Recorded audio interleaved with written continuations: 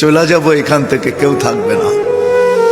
যিনি থাকার উনিই যখন থাকেন নাই, কারো কাছে মালাকুল মউত অনুমতি নিয়ে আসে নাই, আসবে না।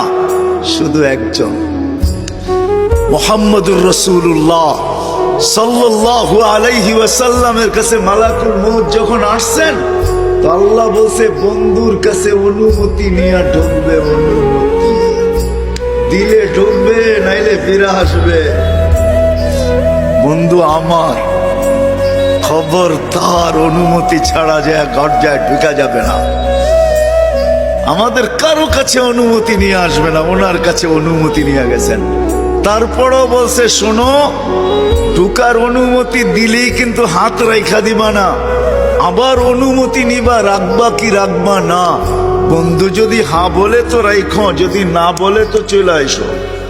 না বন্ধু আমার। কার বন্ধু? হ্যাঁ, কার বন্ধু?